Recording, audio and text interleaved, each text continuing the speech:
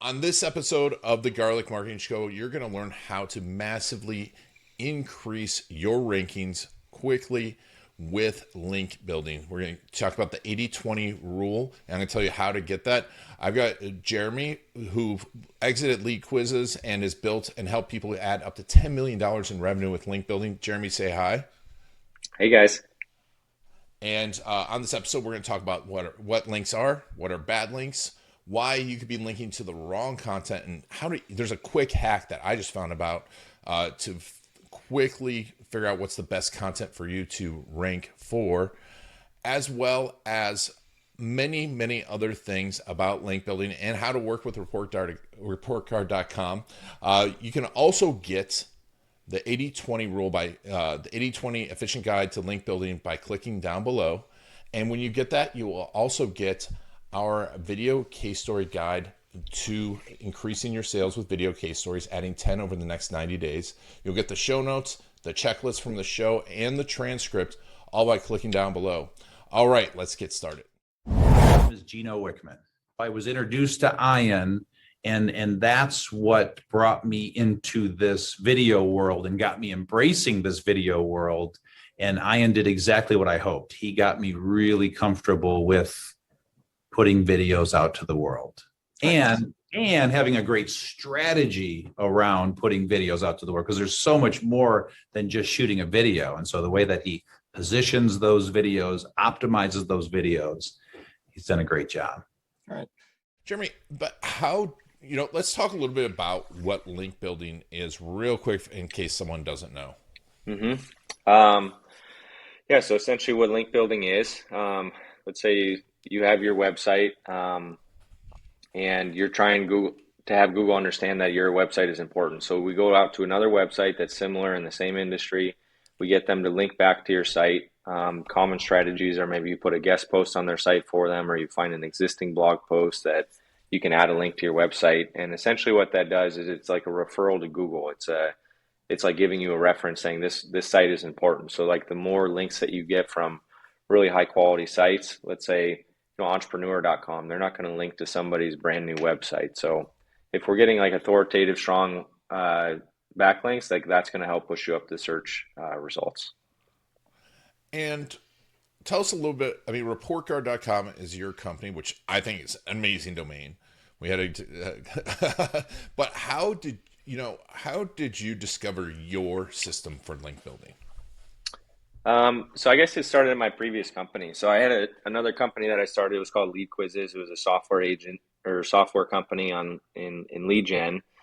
And we were bootstrapped. So we were spending 80-90% of our budget on development, which I think was important. And we didn't have a lot of money left over for marketing, but I've been in marketing for a long time. And so we figured, what's going to be the best bang for our buck? And generally like SEO you're going to get your lowest acquisition cost. And one huge benefit about it is that SEO compounds. So if I do work like this month and next month, I'm going to be getting benefit from that a year from now, and it's going to kind of snowball and become easier and easier to rank the stronger the site gets. So that's where I started learning it, and I started diving into everything, like Ahrefs blog, like reading about that. I would get, this link building ebook that had 200 different tactics. We would get, I think at one point we were having our writers write like 3 to 5 new posts a week. We did like the scholarship kind of like strategy of, giving a scholarship away to get links and reaching out to colleges. So we tested tons and tons of strategies, page speed. We looked at a lot of these things, and I really found that it just boiled down to a couple simple things. Like blog posts would drive like vanity traffic, but you didn't really get conversions from it. So as a business owner and a bootstrap business, like you got to figure out what matters. And so for most of my clients, what that is they want to get revenue quickly. And for you all, what was the win? Tell me the story that you're like, link building's a big deal. Like what were your first links and how'd they affect you?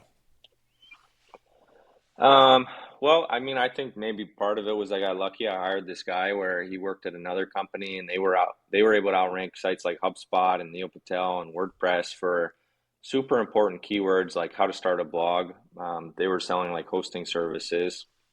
So it was like, it wasn't just fluff content, it was keywords that would probably lead to someone signing up for this kind of stuff. So the strategy that they did was mainly link building. Like they would spend a lot of time creating a really solid page, a piece of content, and then they'd build like a ton of links to it. Like I think he had 8 link builders working for him, just building links to the site. So it was a massive amount. And then, yeah, I mean, I grew lead quizzes to over 150,000 visitors a month, and figure out a lot of these lessons. Like, a lot of that traffic didn't convert. And so, really focusing on what mattered the most. And that's an important thing. With the traffic that converts in SEO, what did you find out? Because I actually had this discussion with someone yesterday. Like, well, I just want to know uh, how much traffic will it take to get X amount of leads? And I'm like, hmm well, that's a really vague SEO question. So what content, how did you find out and figure out what converts and what you need to drive links to? Yeah. So basically, if you're a service-based business, it's your service pages. If you're an e-commerce business, it's like your products or like the collections pages, which would be like, let's say if your jewelry store, it's like your bracelet page, and then it lists all of your bracelets, not the individual product. So it's like commercial intent-based stuff.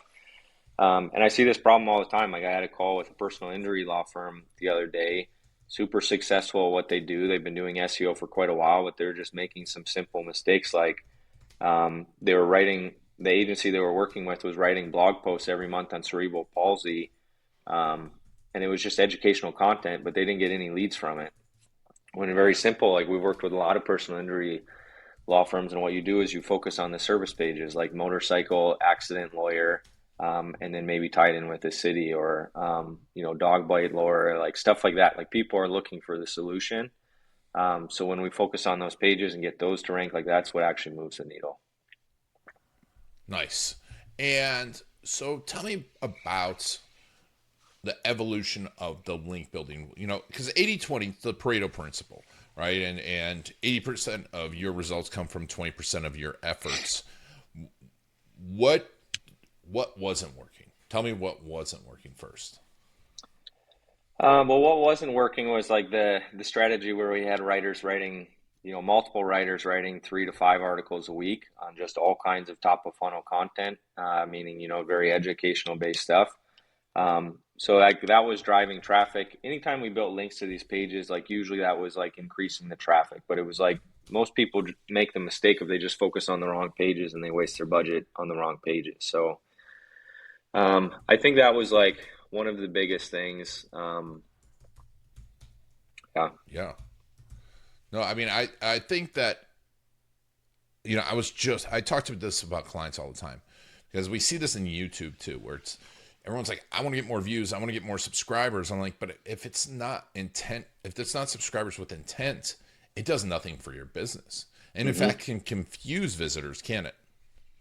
Yeah. And so speaking on like the topic of intent, like how you figure that out is you type in the keyword that you think you're looking for and like what shows up on Google. Is it educational, blog posts? Is it a directory of like, here's the top 10 companies?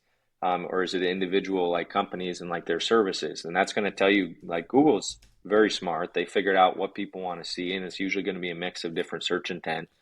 But if you like type in your keyword and it's only blog posts, then that's what people are probably looking for, just educational. They're not looking to transact yet.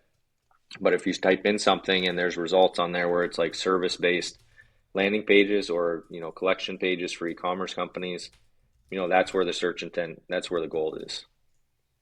That's that's a great little hack that I never thought of, and I've been doing this for a long time. It's because we talk to customers and with video case stories, we listen to them and we listen to what they searched for. But that's a great way for Google to tell you. I miss the days when Google used to give you all the analytics and you know all the keywords that people searched. That was amazing. hmm But um, so tell me about like at what point did you have the system down?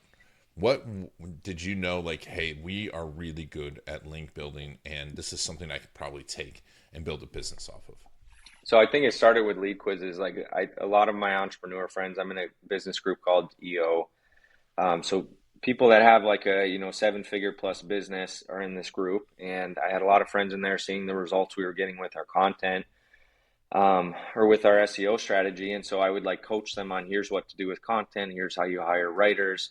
And they figure that part out pretty easily. I think most companies can bring that in house, like no problem. But the thing that everybody struggled with was link building.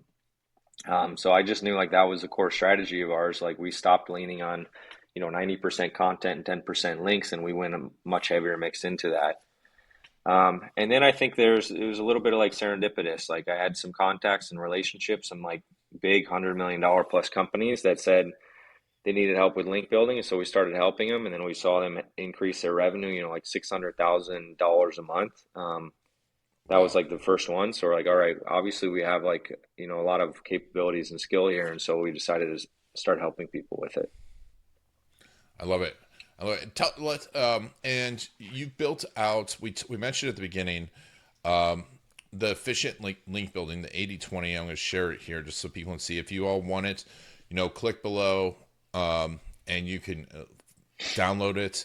And also, when you download that, you'll get the cliff notes of this episode, the feature episodes, and a few other really cool things, as well as the transcript, so you can start building this out. But let me pull this up here. And 1 second. I almost had it. I have way too many things open here. But, there we go. It was at the top. I won't go through the whole thing. It's 10 pages, but it talks about how backlinks works, the types of links you should ignore, the most crucial thing for links, what is usually a linkable asset, how to get links, and how to avoid this mainstream mistake, and what links to avoid like the plague. I mean, this is really, really good, especially bad links. Before we get into the good links, tell me what bad links can do to someone. I mean, worst case scenario is you get penalized and Google gives you a manual penalty and they just delist your website from search results, which, I think, what is it, 95% of people use Google. So if you get delisted, it's a pretty big deal. Yeah. So that's number one. But yeah, in terms of like what are bad backlinks, like this guide will go into it, but just to name a couple, like anywhere where it's easy to get links. So for example, like one of the old strategies back in the day was leaving comments. So that's where you'd see like someone type in a comment and then say like, here's a link to like my Viagra product or something. They were creating a backlink. But Google got smarter and realized, like comments aren't super helpful. If you're getting links from like free sites where it's like irongarlic dot Weebly.com, like that doesn't necessarily have like a lot of authority if you're just piggybacking on Weebly's like domain authority. So anywhere like that that's like bad. We also stay away from sites that like advertise selling links because that makes it easier. So yeah, there's a whole list I can go through, but that's kind of where we start. Yeah, and you need to avoid those. What is the easiest link building tactic that someone can do? I think the easiest is probably guest posting. Like there's lots of strategies out there. Like you can look for like in Google, and you look for people where it's like in marketing, and you'd say like guest posts or guest contributors. So there's some different like Google search functions you can use to find sites that will accept those, and then basically you just go to them and figure out like what kind of content do they want. And then the nice thing about guest posts, you control all of the content. Like they may edit it a little bit, but a lot of times they don't. So you come up with the content, you get your link in there very naturally because you're writing the article, and then you can control like the anchor text, and that's the easiest thing. If someone's going to do it themselves, I would say focus on guest posting.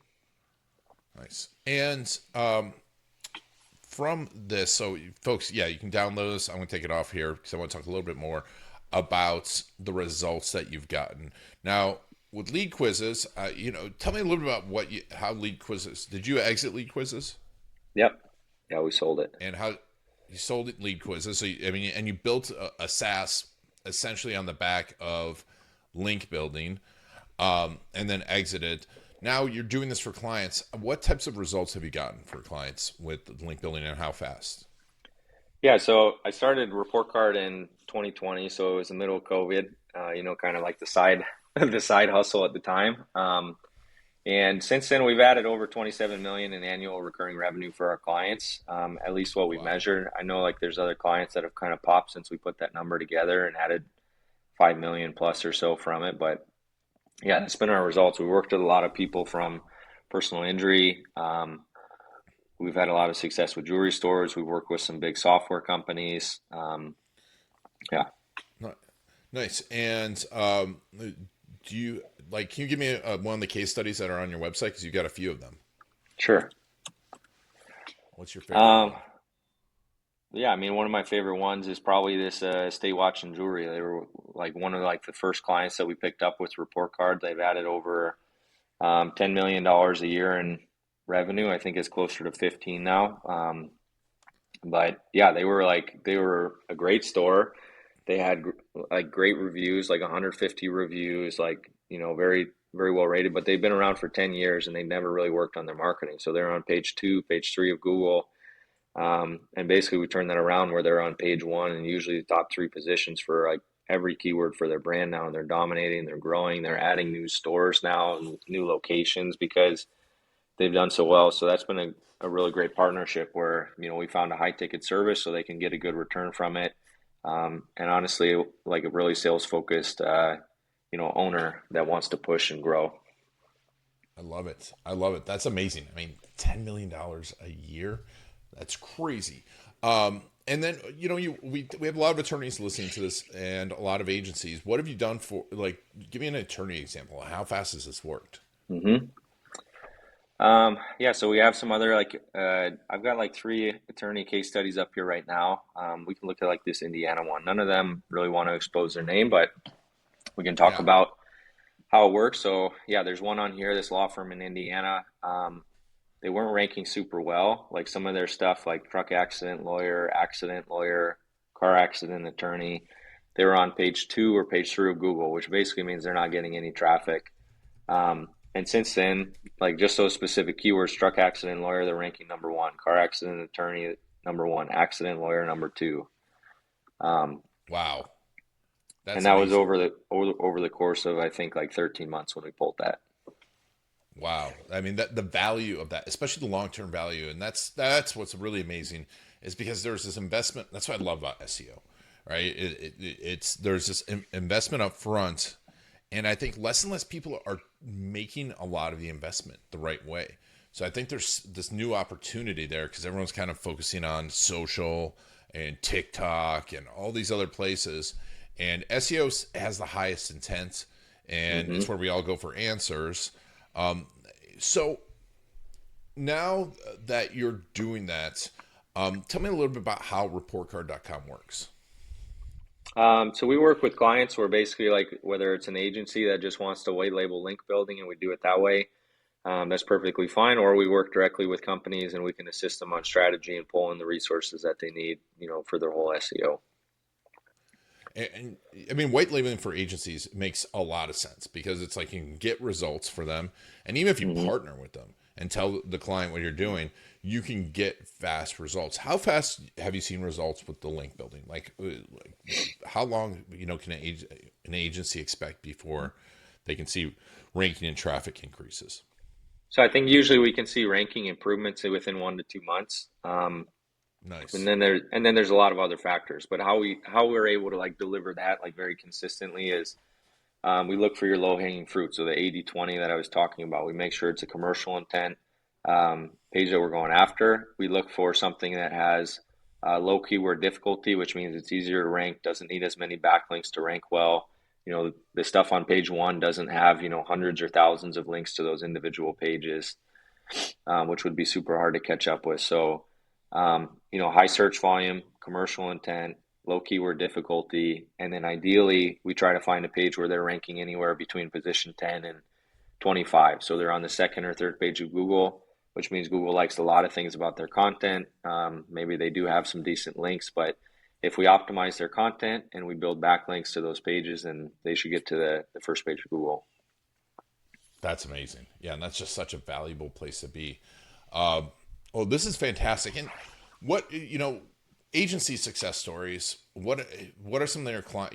Some of the success stories for agencies. How has it helped them?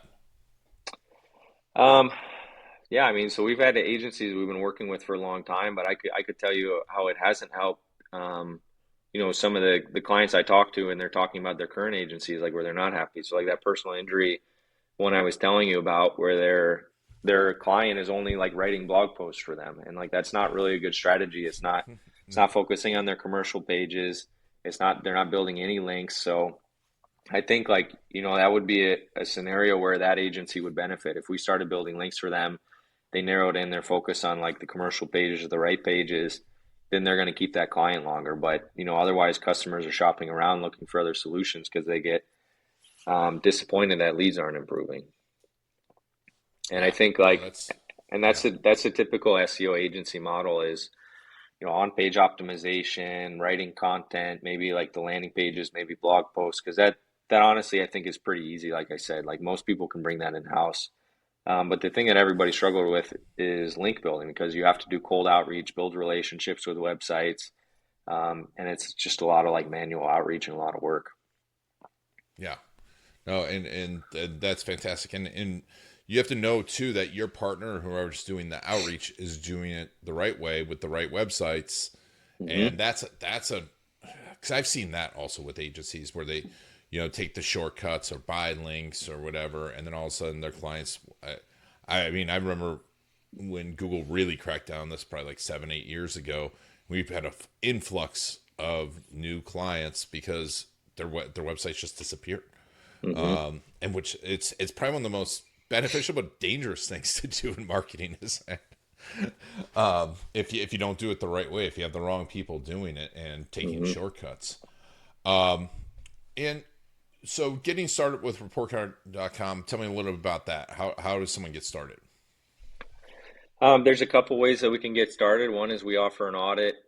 It's about $200. Sometimes it's on sale. And what that is we go over the 80/20 strategy for your site. We look at, here's the top 5 pages. If we were going to work with you, here's the pages we'd focus on.